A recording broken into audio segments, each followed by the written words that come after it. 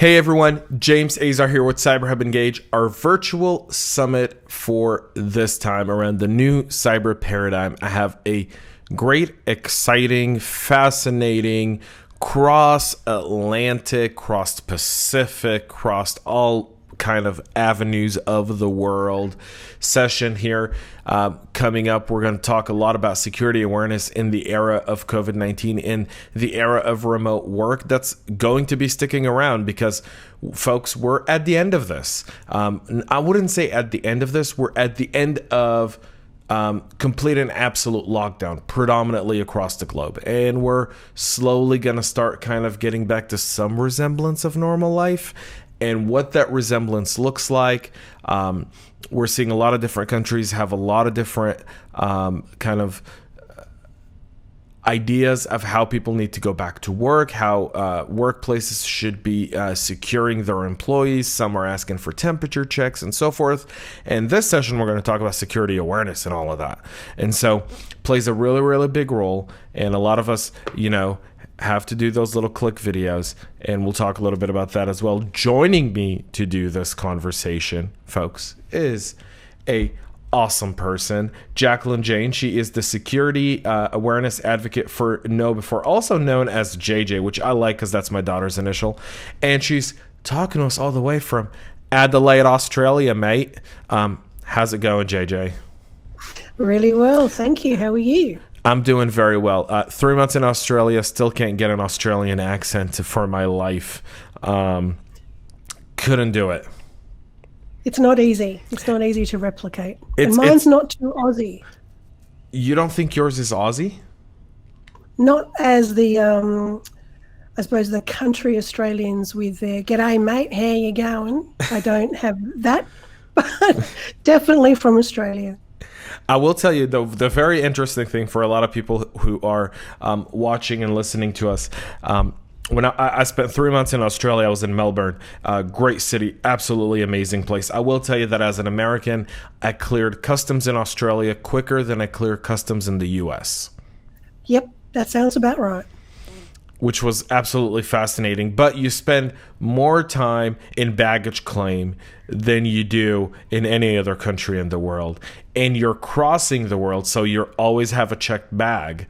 And so you always end up kind of with the drug dogs, the fruit and food dogs, and just the ecologists, the people who are checking, your shoes, everything that you're kind of trying to bring into the ecosystem within Australia, which is just fascinating. It is. One of my favorite TV shows is Border Control. I love Border Control. I love Border Control. So much fun. Especially when people say they have no food and they've got 5 suitcases full of food. It's hilarious. You're trying to bring jackfruit into Australia. No. That's a no. Exactly. Exactly. So before we kind of go into our business a little bit, what's Australia like? Because you guys are in the opposite kind of part of the world where you guys are at the end of summer now. Yes. Heading into fall. Almost, you guys are in fall already. Although all the pictures of all my friends in Melbourne, I see that they're still going to the ocean and they're still at the pool and weather's still really, really nice. So because a lot of people argue that the summer's going to kind of taper down COVID-19. Has that been true for Australia? No. We're in a very fortunate place, I suppose, being an island and being cut off from everywhere else like we are. So at the moment, we've flattened our curve, which has been remarkable. And the problem with the warm weather is people are ignoring social distancing rules.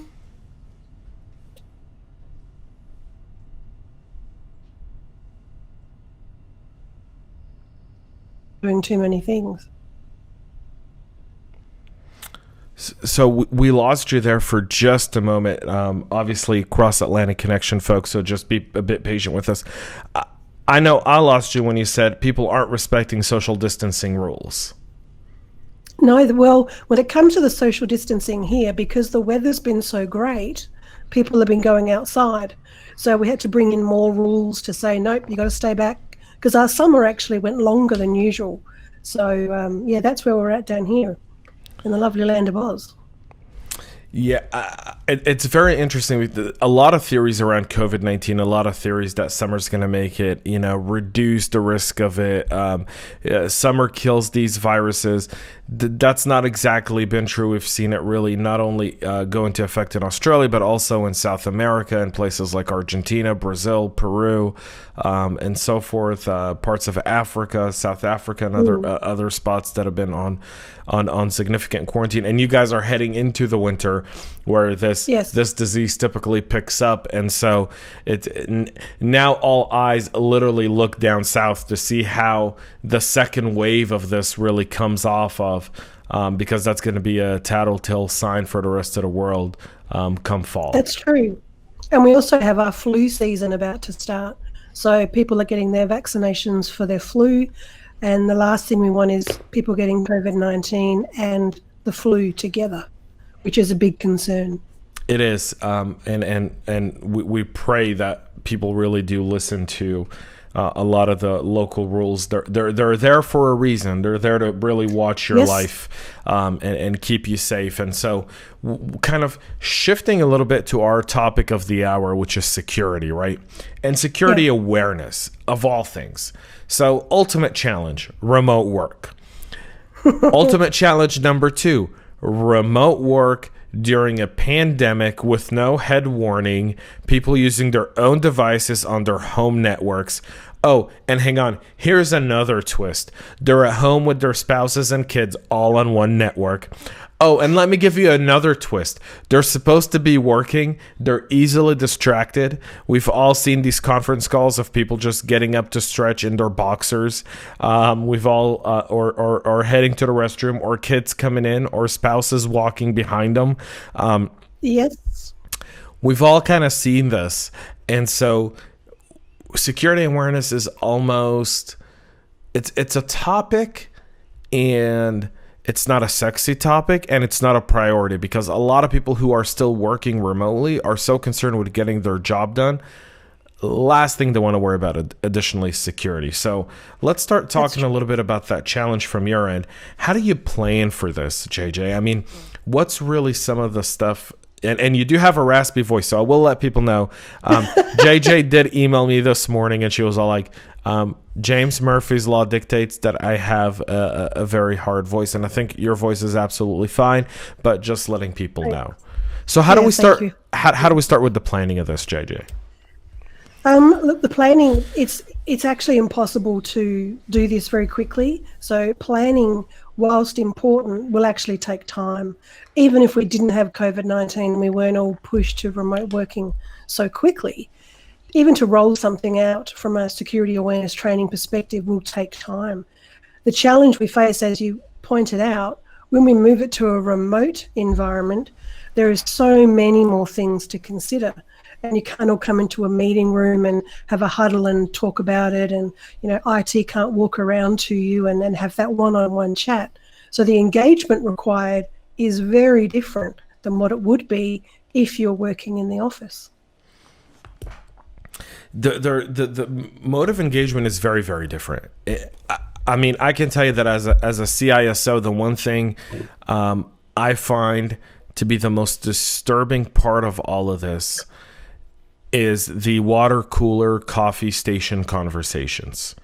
Those conversations that let you know what DevOps is up to, what marketing is up to, where all of a sudden marketing had someone put up an instance on the cloud to put some data out there so that they can run some BI analytics for someone.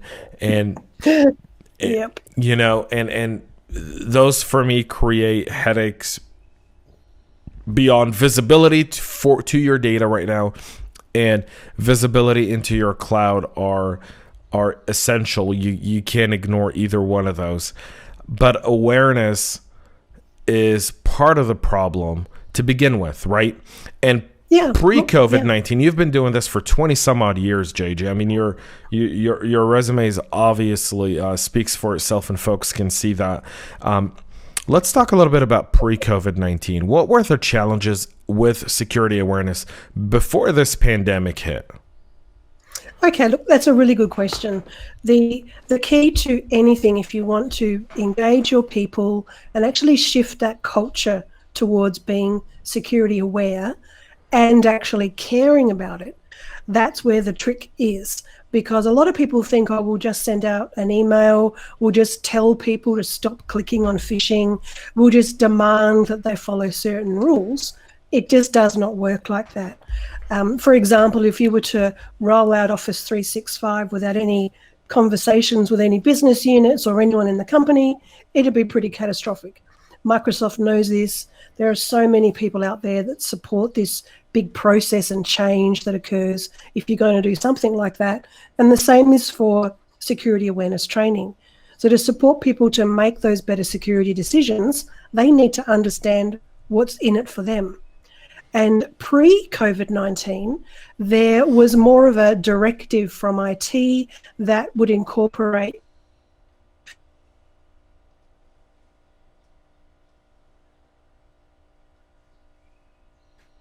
having all the different business units come together to create that level of importance will increase how people actually uptake and really take seriously the nature of security awareness while they're working from home. Yeah, I think there's an inherent, I don't want to say risk, but there's an inherent risk, obviously, with people working from home. But security awareness almost goes down the waysides in times like these, right? Productivity, keeping the company going. Some people who've been cut to 50% or even 25% in their capacity, so they're trying to get a full-time job done in 50% of the time because that's the expectation, and security almost falls to the wayside. What are, as we kind of go back to my original question where we talk a little bit about planning and we talk a little bit about really kind of setting up an awareness, a level of awareness for those really let me rephrase that. As we set up a level of awareness within our staff, how do we plan for it effectively, given the fact that we don't control the environments anymore? Yeah, I think the first part there is to acknowledge that, and actually, as part of your communication when you're doing your planning, make sure that you're upfront with people and say to them, we know this is a different world. We know that things aren't easy for you guys at home. Acknowledge the shift and the resilience that they've already shown in where they've worked and to move to that remote environment. And when it comes to the cybersecurity element, this is where you can tie it into how important it is for them to know this from a home point of view, for their kids doing their schooling from home at the moment, and talk about how it's a challenge outside of the work because there's no IT down the road. There's no one next door for you to actually go and say, hey, this email looks a bit suspicious. So they've lost that level of contact and confidence in some ways. So like you've pointed out so rightly so, cybersecurity awareness is just not front of mind if nothing's been set up prior to shift to remote work. For those organisations that have a program before COVID-19 with a staff who understood their level of responsibility for cybersecurity and know what to do should they receive a random email or a suspicious email, they know how to keep their desk tidy. They're aware of all of those things. It's something they don't have to think about now. So unfortunately, the level of commitment required by those organisations that haven't yet set up something for cybersecurity awareness and the extra elements from remote working, they're on the back foot a little bit, but there are solutions and a way forward for them. You bring up a great point, which is oftentimes if there isn't a awareness program set up, if there isn't some level of communication within the organization around security awareness, then now trying to even incorporate it becomes even trickier. Yes, it can.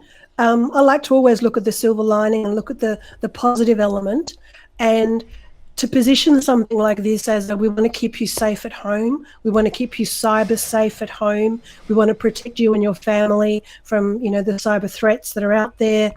That's a really good in to start that conversation, rather than we've got a new program that everyone has to follow, where you'll get there's too much. But offering a helping hand, offering advice in disguise, in a nice way, to then get your people to understand that importance, again, their responsibility, have those processes and policies as well to support that.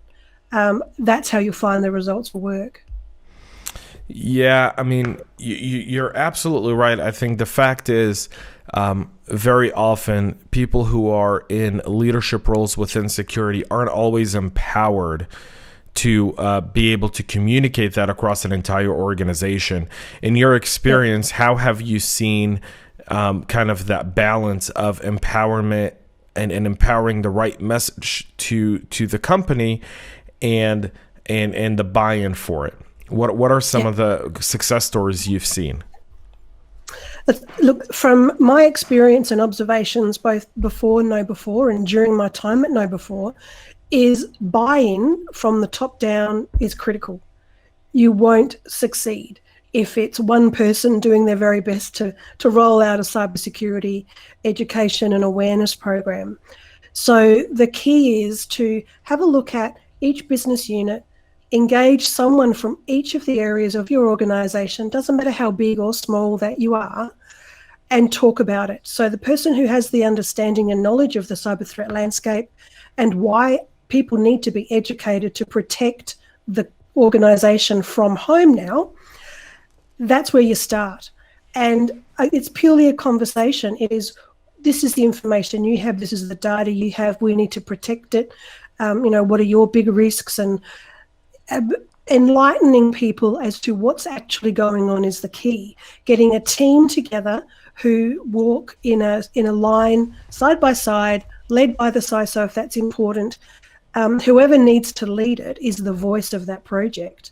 The only way it succeeds is if everyone understands the reason why, but it's non-negotiable, and cybersecurity is everyone's responsibility, not just IT's anymore. It just doesn't work that way. Yes, cybersecurity. In fact, I think every cybersecurity talk I give says that cybersecurity is a team effort, and it requires an entire organization. It requires everyone in the company to really care about it, from the janitor, the office cleaner, to the CEO, and everyone in the middle. I kind of want to ask you this. Do you feel like awareness training should be more, I guess, job specific rather than very universal? There's certainly a situational element when it comes to cybersecurity awareness. I do say, though, that's with caution. Let's say there are 100 elements of cybersecurity awareness that is available. Everybody in the organization, doesn't matter who they are, what role they have, their tenure, their level, there's like 50 of those points that everyone needs to know. There will then be, let's say, for accounting and finance, who have access to specific information or are entering and protecting specific information. They're probably a higher risk group, so they might require an additional level of understanding of what they're doing. Sales, even telephone sales people who might be dealing with credit card information. There's a whole element of PCI DSS that they need to know that people who are at reception or office workers just don't need to know. Having a high level understanding is one thing, but making things very role specific is also important. To start with, though, get the basics, get the understanding of what is this thing called cyber, stay away from all the technical terms, and really educate people and don't assume they know anything, because you'd be surprised. If you say to someone, we're going to have a talk about what a SOC does, a lot of people will say, well, I've got socks, some are pairs and some aren't together. Because unless you know what the cybersecurity word SOC means, then you're just not going to know, so you've lost them. So, yeah, I hope that answers the question of there's certainly a situational element, and there's also very specific based on roles and access to data. Yeah, there's a I always feel like we enter our own lingo gets used against us. Absolutely. And in at the beginning of this year, I think as you and I were talking last week, I told you I've made a vow to not speak at a cybersecurity conference, but to speak to non-cyber folks, because I think a lot of times people listen to this and we speak at conferences, and there's inherent value about speaking about cyber with other cybersecurity professionals. I think especially if you're developing a technological solution for a cyber problem. Yeah. There's inherent value in that. There is. And people are people. So when you want to engage and take someone along a journey, we actually want to be part of something bigger than ourselves. We don't want to be just another cog. We want to be part of something. And if we know that as a non-cyber person or a non-tech person, we're now empowered with some knowledge that in turn can help us protect our organization. And quite frankly, if a data breach occurred, you could lose your job if it was that big of an issue and took down your company or ransomware. So it's understanding you have a level of control as that last line of defense. So the non-tech people, if you approach it the right way, they get it. But you have to take that assumption of technical knowledge out. Assumption of technical knowledge out. I like that. I like that concept. I will say that the challenge inherently within security folks is we think like security people. So it's been very interesting for me in the era of COVID-19 as I speak to a lot of cybersecurity professionals, whether practitioners or whether people who work for some of the great organizations that help in protecting organizations from security threats. I ask them simple questions, like, how many devices are hooked on your home network? Is it segmented? And a lot of them are like, yeah, well, my wife and I work in IT, or, I've segmented my home network. I operate one way or another. And I go, okay, but what about the employees that work in your company? Mm-hmm. How real is it for them to have that similar setup? And it's not. No. Right? And it's like cybersecurity hygiene. So if you think about it as washing our hands at the moment for COVID-19, we've all washed our hands, but this is 20 seconds. And now there's gloves and there's masks and there's all these new things that's been introduced, which was really quite confronting for many people, including myself. Was like, this is just weird. So if you ask a non-cyber person to do something related to protecting the company from phishing threats, they very well might say, are we phishing now? Like, who's got the boat? You can't even assume they know what phishing is in cybersecurity. You would be surprised how many egos will come into play and questions will not be asked very early on in that communication process because a misunderstanding of a term or a word. So if you can, and that goes back to how do we bring people together to create these programs. If you get a people person and a tech person to work together, that is where the magic happens, because they'll challenge the tech person and the tech person will start to understand a little bit more about what's required. And that is how you can really make such a difference and push this message through in a very easy to digest manner. Simple terminology is critical.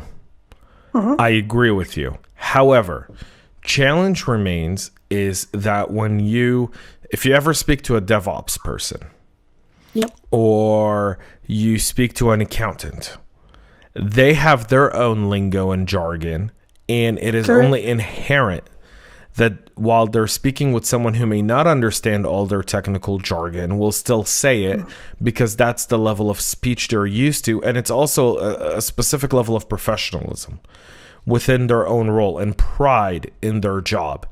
And so in security is no different. So the question kind of goes to, as we kind of, let's say, beyond planning, but let's talk a little bit about the idea of awareness, of cyber awareness while remote working. How do we break through those barriers? And what are some of your tips to break through these barriers and really excel in that position and in execution of cyber awareness? Yeah. Well, cyber awareness is, in its simplest form, the requirement for people to change behavior, to change their habits, and to introduce something new. And the only way to do that is to understand the needs of a human and just their brain and how we work and why we do the things we do. You don't need to go and do a 3-year degree in it, but you certainly need to have a level of understanding that there are steps involved. So if you can explain to people why it's important for them and that this is everyone's responsibility, and have that team that are presenting themselves to the organization remotely, that can be done via, easy Zoom or any video conferencing tools that people are using. And then you take people through that cybersecurity landscape, explain what's going on, and give examples, show local statistics, make it real, talk about what might have been happening in your actual organization from cyber.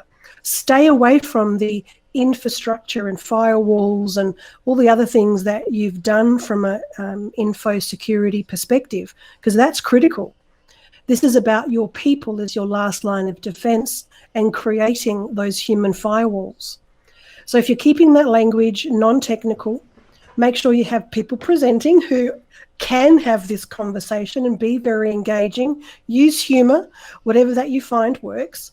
And take them through that high-level understanding of all the different elements of cybersecurity, that it's not just online, it can also be the physical security of tailgating, dumpster diving, and everything in cybersecurity can be related back to working from home or working remotely, which is an important part to know. Then you want to take them through that data breach perspective, talk about what happens. And because the majority of data breaches occur that someone's clicked on something or engaged with a phishing email, handed over credentials, and then there's a data breach or worse. And reinforcing that these things occur to very clever people, not those that might have no clue. Phishing, and the way it works is because hackers have honed their skills and they know what we as humans will respond to. And COVID-19 right now is the hot topic. I'm sure you will be able to mention as many statistics as I can, but the amount of COVID-19 related cyber threats that are out there, it's extraordinary. I completely agree. I will tell you that one of the things I did immediately with the start of the pandemic is I sent a communication to several companies where I'm a chief information security officer to. And I said, folks, there will be no COVID-19 internal emails coming via email. No updates, no healthcare updates, nothing. You'll get everything through one of our other communication channels in a group that we will open that will have all the information you're seeking and needing. If you get anything of COVID-19 in your inbox, report it as spam. And that is brilliant. However, unless you've got that understanding of what all that means and why you'd be doing it, people would be concerned. What do you mean you're not going to give me any information about COVID-19? But if you have a cybersecurity posture and that level of awareness, people would really appreciate that. Like, thank goodness. I know that any COVID-19 email that comes from the organization, I just ignore it and report it, which is key. The other side is to also understand the enemy, which is the hacker. I know it's a broad term, but people don't actually know what that world is like, who they are, what they do, why they do what they do, and how data is sold and how these people make money and their motivation. So just even explaining that to them in a high level way brings them to a level of understanding and think, I didn't know about that, because they're not going to ask, what's a hacker? They think they know, they all wear hoodies. which is just not true. However, that's what they all wear hoodies. They all live in mom's basement, and they do. And every time a cop or an FBI comes to stop them, they stop them 2 seconds before and a ransomware attack really just, they're just typing away at a keyboard. Yeah, and let's be fair to people. Let's be fair to the accountants. Their focus is accounting. End of story. And they're very good at what they do. Let's look at salespeople. They sell, and that is what they do, and that is their focus, and they are skilled at it. You couldn't take a salesperson and put them in the DevOps team and say, off you go, do your job. Because it just won't happen. They don't have the skill set required. And I think everybody needs to stop for a moment and realize that, yes, cybersecurity is everyone's responsibility from the point of view of awareness and knowing what to do should something happen. Whereas accounting, we all have an awareness, and we go to our accountant or our tax person that one time a year.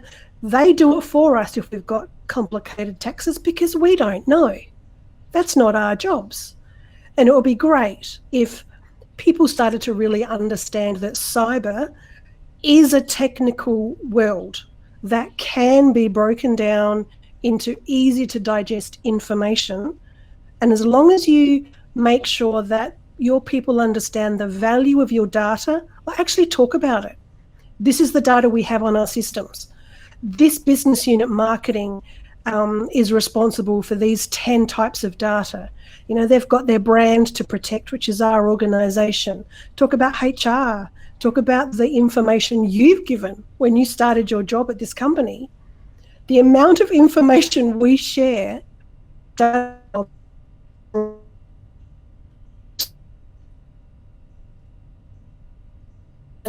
get your data as well as your customers' data.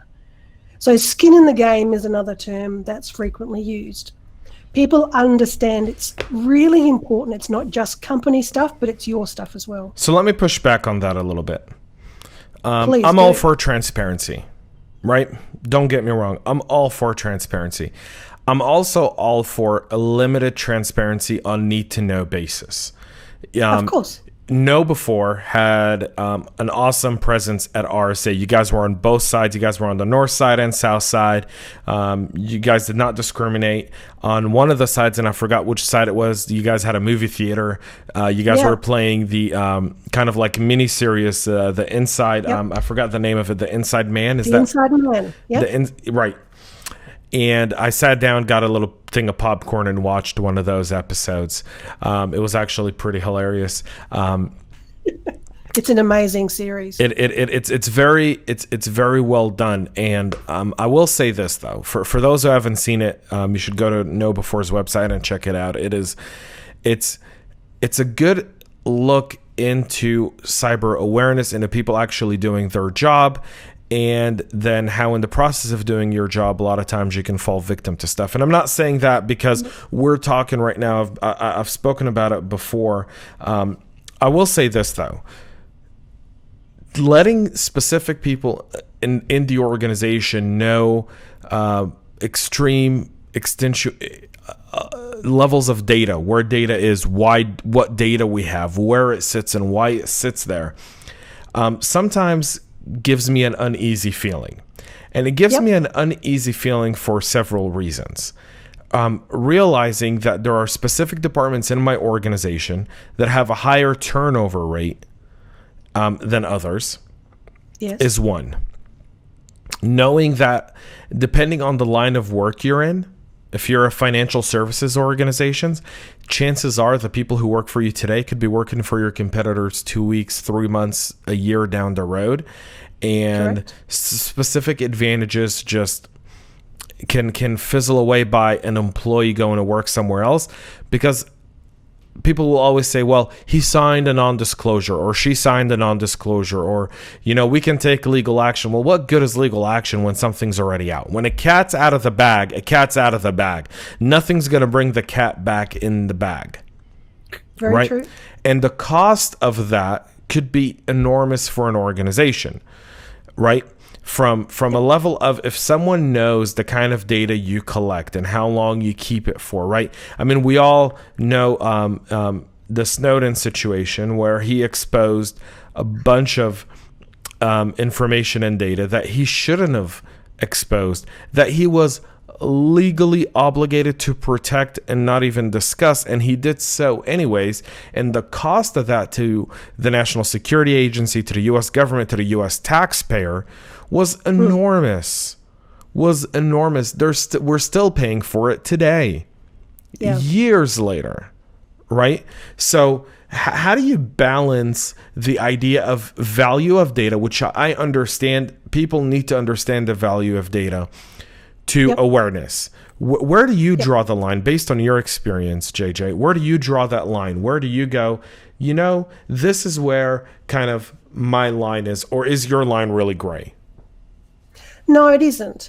The examples you've given, I would suggest, would be more discussed when an upcoming audit is occurring or there's compliance issues and the risk management group all get together and have a look at where all the data is. In this scenario, when you're talking to all of your people to get them on board, it's a two-way discussion. What I've done in the past is say, rather than here's the data we have, is let's talk about what kind of data we have on our customers. So, and then people will start to say, oh, we've got their address, we've got their driver's license, we've got some of them in our passports, and we know their travel insurance history. And so they're sharing information that they know. You don't need a lot of information either. So if you get 10 examples of the type of data that your company potentially has for customers, that's all you need to do. Then you bring into the conversation, think about and reflect when you started here and the information you shared. We have that on our systems as well. So you're not giving them the specifics of what information, where it's stored, how it's stored. Hopefully, people have the right permissions and different levels to access all of this information. But it's a general conversation. So they think, geez, we've got, let's say we've got, 100,000 customers. We've got a lot of information that's really valuable to hackers. And they've got my information here as well that I want to protect. So by protecting my own information from a hacker to, use my identity and do the wrong thing, I'm also going to be protecting the whole organization. So this is, again, high level. I would never recommend going into that deep granular part about what data is and where it is and the specifics. You can be very high level, and you could even know the 10 things that you want to get, because I suspect most companies will have the same lot of 10 pieces of information for their customers. And thank you for clarifying that. I think there's always kind of, I like to say, sometimes there's a disconnect. And the disconnect is from, I like to say, and that disconnect exists, I think, in every single industry, not just in cyber. And it exists between people who try to sell something to people who are actually doing the work, right? Correct. And for people who are trying to sell something, it's always easy to come out and say, do this, do this, do this, do this, because, well, that's easy to say. You don't have to live with it. Whereas as practitioners, our inherent challenges, if I did all these things, where would I be? Yeah. Right? So, exactly. we hear a lot about zero trust, and people who are on the outskirts of security hear a lot of security people talk about zero trust. And I feel like zero trust, while conceptually makes a little bit of sense, is bad marketing and it's a bad name. Yeah, because there is no such thing. Well, and I also think when you look at it from an awareness perspective, right? If I'm in DevOps, or if I'm in engineering, or if I'm in cloud, if I'm in operations, and I hear the term zero trust, I go, so do you not trust me? And then inherently that makes me look at you as the person who's always questioning me, or not trusting my loyalty to the organization. And that creates a whole other set of challenges that are. And I think that's part of the confusion that happens is, let's give them all the information and let's talk about what we know and how it affects us. And it actually, They don't care. The general person, the general employee is never going to care because it doesn't mean anything to them. And it's not being negative, that's just a fact. And if you can have a conversation and make it as light as possible with facts and with evidence-based research to say, look, this is what's happening out there. I don't know all the road toll details of the deaths on the road in Australia and every state, and I don't know all of that information, but I know I need to drive safely. I know that there are rules I need to follow. I'm aware of my responsibility on the road. However, I'm not going to say, did you know that X amount of people had accidents last week and these are the bad cars and, this particular corner or roundabout's really not a safe place to go. And I don't have those conversations. I know what my responsibility is driving my car to keep safe on the road, and I know the rules. So if we even think about analogies like that say, okay, if that was cybersecurity, what would we need to tell our people? We would need to tell them the basic stuff about driving their car, not even mechanics of the car even. That's none of their business. They just need to know what to do if something goes wrong. So go to the mechanic if the red light comes on. So there's a lot of analogies you can bring into this process as well that will support the key message that is and has been really challenging for the InfoSec people, the tech people, to try and get that traction with the non-techies. I've seen it over and over again.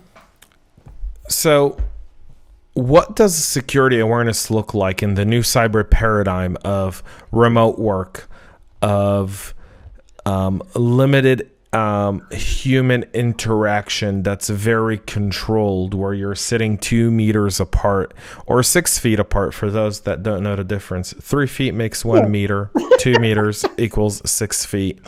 Just, yes. I have to do that conversion. I lived in Israel. Israel goes by meters. I was born and raised in the States, and I now live in the States, and so everything is feet.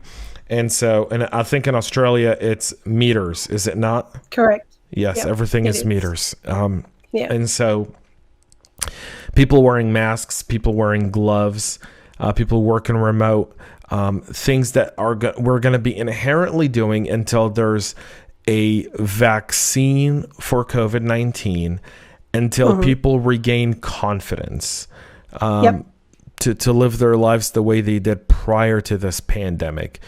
How do you see the new security awareness kind of paradigm shift? It's a very good question. I think let's think about remote working right now and the amount of uptake in, let's just go back to Zoom, the amount of people that I saw a headline just before our session today that talked about there is now something called Zoom fatigue. Too many Zoom meetings are occurring. So we've gone to the other end of the spectrum for doing too many things. Cybersecurity and security awareness training is not going anywhere, whether we've got COVID-19 or not, because history has shown whatever global situation or localized situation is occurring, hackers will jump on it. It's a great opportunity for them as long as they're reaching out to our fear, our greed, our curiosity, just out of pure interest. We will continue to fall, especially for phishing. And that is the biggest concern for people breaching hackers breaching organizations. So from a security awareness training point of view, the only way it succeeds is if it's ongoing. People know what their responsibility is. They get some new school training, some like Inside Man, some Netflix style, very cool training that not only keeps you entertained, but educates you in a real life scenario. And the other side is, and there's a bit of discussion at the moment with a lot of people who are in the world of security awareness training about should you be phishing in simulations your people on COVID-19 phishing templates. And I say yes. KnowBe4 is a big supporter of absolutely yes. People need to know what they're going to be experiencing from the wild, from the real hackers who are sending all this stuff out. And I would much rather click on a phishing simulated COVID-19 email than click on a real one. So you link it through to training, you link it through to communication, have in every meeting, talk about it. Just like we talk about occ health and safety or work health safety, just like we talk about the physical distancing or social distancing and gloves and all of that now, it's becoming part of our daily conversation. Social cybersecurity awareness training. And that's the difference. People now are realizing how important it is, especially with remote working. IT has lost that security blanket they had in offices, and they must just understand that we're not going back. And as you pointed out, when we go back to normal, there's a new normal. There's an absolute new normal. Travel will be different. Everything will be different as we move forward. And that's not going to change for cybersecurity awareness either. No, it's not going to, and I agree with you. I think one of the things I can tell you, one of my best practices that I'd like to share is one of the ways I've been doing security awareness is taking some of the phishing messages that we get through threat actors. Or some of my peers get, and they send in our Slack channel or different groups. And I'll share it in our communication channel of choice for the organization. And I'll just mention, I'll be like, this is how this is going on. And I'll typically put it in a PDF.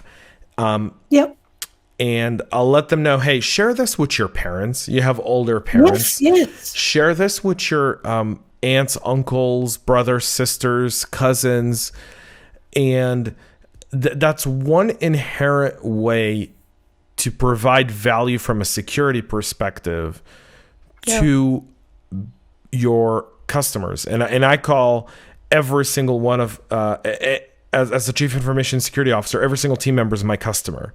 It's my job to protect that customer. And so correct. You've got internal customers, external customers. Correct. But they're all customers. And the best way to enhance awareness is to make them feel comfortable enough to come ask me questions. Exactly. Not scared. People often they feel bad if they've clicked and they shouldn't have, or they open something and they think, oh, shouldn't have done that. There should be an environment of, I clicked, and for the response to be, thank you for telling us. We appreciate it. Well done. And share that, use that as a learning opportunity rather than I've clicked, I'll just pretend it didn't happen. That honesty and transparency is so important. See, I'm all against the click tests. I mean, I do them because for audit purposes, people want you to do them. I personally prefer a more structured approach to security awareness. And my structured approach is by department, by roles, and so forth, where there's a specific group of people that you have to invest more time in educating because they're more of the keys to the kingdom kind of folks.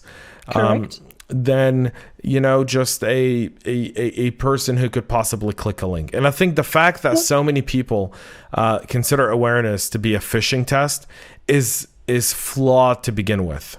It's flawed. It's true. The phishing test is it's the cumulative result of awareness over a period of time to see how effective your awareness training over a period of time was. If you're that's key. That's for ROI. People are desperate to be able to prove their security awareness training program is working.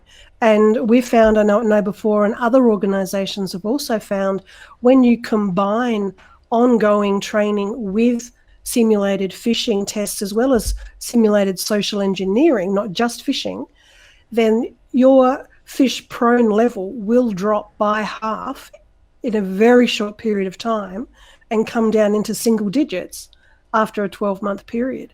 So there's no you have to do it this way or have to do it that way. The key is understanding what's important to you.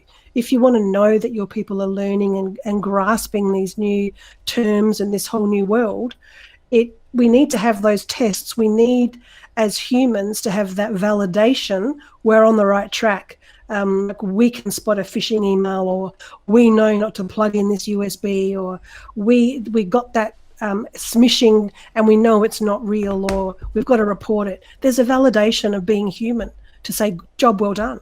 And it works because of the nature of us being human. Yeah, I think I completely agree with that. I think there's an inherent kind of idea around a lot of security professionals that awareness training starts with the phishing test and doesn't end there. And I always say, like, it starts long before the phishing test. And the phishing test is kind of a line that shows you where you're at. But understanding that if that line is steady at a specific percentage based on the size of your organization, the distribution of your organization, meaning if you're responsible for a global team, and your turnover rate and so forth, all of those have to kind of play into your statistics and into your KPIs and into your ROI. That's right. Exactly. Because they play a factor. And oftentimes that falls on the Chief Information Security Officer to really educate his board and educate his supervisors and managers on what do these phishing results really mean for the organization. Beyond the fact that, hey, only 8% clicked or 12% clicked. What does that really mean? And then what does that mean in dollar value? Yeah, well, it's only one measurement and one element. When you're looking at a culture shift of cybersecurity awareness, it's not just that baseline fish test. That's just a place to start. That's one element that's quite easy to do, to say, look, this is where we started. And then after 6 months and 12 months, this is how it shifted. But the behavioral elements of cybersecurity awareness is actually quite challenging to measure. Because it's, what behaviors do you want to see? Do you want to physically know people are locking their machines? Can you see that? Are people keeping their desk tidy? Have you sent in people to do that tailgating test? I know it's a bit different at the moment with a remote scenario. But hey, send people a USB to their home office or their home with a gift card attached to it that they can only get from the USB, and they'll plug that baby in. So it's about, you create that awareness and give them as many opportunities to provide observable change in behavior that then says, along with our training, along with our simulated phishing, we know that our risk has dropped dramatically because of all of these elements. So you can get an incredibly robust ROI on the shift and creation of your cybersecurity culture if you look at all the elements. One element won't do it. Absolutely not. You're absolutely right. It's not just one thing. It's a culmination of things. And the white paper that I've been working on compares airline and aircraft crashes to cybersecurity breaches. And an interesting note, JJ, is that the top 5 reasons for a data breach and the top 5 reasons for an airplane crash are identical. Wow. Someone clicked and they shouldn't have? Well, don't press the red button? Some sort. I mean, when you think of a data breach, it's a large percentage of it is human error, right? Yep. And when a plane crashes, a big reason for it is human error. Yeah. We often comes back to the human. It always comes back to the human operating a machine, and it always comes back to a human functionality at a time of crisis. And we are now at a time of crisis. We are. And so we inherently think of that. And as Patrick Benoit, who's the Business Information Security Officer for CBRE, who's an avid pilot, a great friend of our show, we've been kind of running back and forth on this white paper together. And really, one of the things as we kind of wrap it up, one of the things I'm noticing is human error was limited in aircrafts, right? So that's why we see less airplane crashes now. Think of it in the 70s and 80s of the amount of planes that would just fall out of the sky. A lot of times pilot error, a lot of times, a mechanical issue followed by a pilot's error in response, right? So identical kind of situations in cyber where, there could be a vulnerability in a system that no one's really patching, that someone goes and then there's an alert. and someone goes in and takes the wrong action rather than the right action, that only causes the system to further and causes the attack to further spread, which leads to a ransomware attack or a data breach. And so we're inherently very much identical. But if we were able to secure aviation to the point where it's the safest mode of transportation on the planet, it's the most popular mode of transportation. There's a lot of cars, but inherently the risk of an airplane going down to a car is very, very different. And you think of the amount of people that trust, a tin can flying at, 800 miles an hour at 37,000 feet. Why can't we create a similar level of safeguards in cyber that have made aviation so much safer? And look, that's the $20,000 or $20 million question, isn't it? Yeah, I think it's the $20 billion question. I think, working on this paper as I'm kind of working on our conclusions, I've realized that the one thing that the aviation industry did that cyber hasn't done yet is understand human behavior and then address it. So when that's the key. Right. That is the key. So there's a mechanical issue on the plane. There's a checklist that a pilot goes through, and they have to go through that. They're trained through that checklist, right? So I'm not saying we should have a checklist for a phishing email, but could we create technologies that automatically do a checklist of an email or automatically checklist a human behavior online to go, you're about to crash. We're going to start setting off some alerts here. And I think there are some technologies that are emerging in that space. There are. About the work occurring in protecting all the email filters as they come in. But just as we protect from these 20 COVID-19 related phishing emails, there's another 300 that we haven't found yet. And we always seem to be one step behind. If we could maybe find a way to split internal email from external email and have two different inboxes, maybe that's a step forward. Can we do some more machine learning to know what people are doing, like you say? And I'm sure there are already companies doing this to be able to say, look, you shouldn't be on this website, so maybe we should, have a closer look about what you're doing. There's never going to be a silver bullet because we're dealing with human. That's the thing. Unless we ban emails. Well, and I don't think you can ban email yet. I think it'd be interesting to see email go from written to spoken. Yeah, that'd be interesting. But then you'd open a file and it would deploy some form of ransomware at the same time. Hackers are brilliant. This is the thing people need to understand. They're innovative. They work together. Their level of collaboration across borders is phenomenal. And as a cybersecurity it's the only place where Russians and Americans cooperate. Correct. So, I'm seeing more of it now, I must admit, through the COVID-19 pandemic and what's happened, and there's a lot that's happened. I've really seen the cybersecurity network come together in ways they never have before. Whether that be sharing resources or just supporting each other, stepping outside the bounds of their usual work. And that has been really encouraging.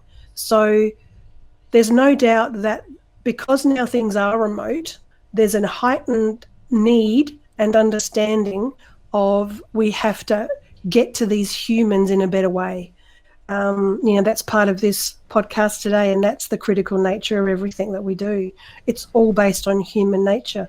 So if we engage the human at their level, we can only succeed. Indeed. We are out of time, folks, for this session. We are in the final countdown, as one would say. And I want to thank JJ for joining us. Again, from Know Before, guys, check them out. And what's the name of the show again? It's The Insider Man, right? The Inside Man. The Inside Man.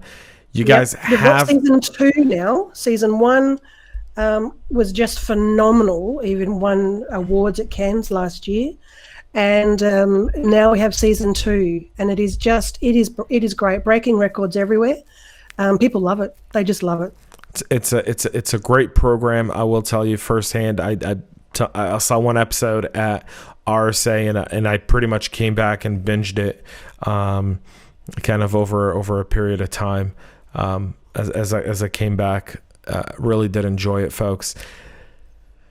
Awareness in the new cyber paradigm, a discussion that we will continue to have here at the CyberHub Engage podcast as we kind of continue to explore how practitioners and how do we really start to perfect that model of remote work, of people being hysterical, panicky, and tend to be more susceptible to making mistakes, not because they're bad people, as JJ was so eloquently saying, but rather because they're genuinely concerned. And so a lot more coming up. So we're going to take a small break, coming back with another session today. Until then, folks, take a little break and stay cyber safe. One more session coming up right after this.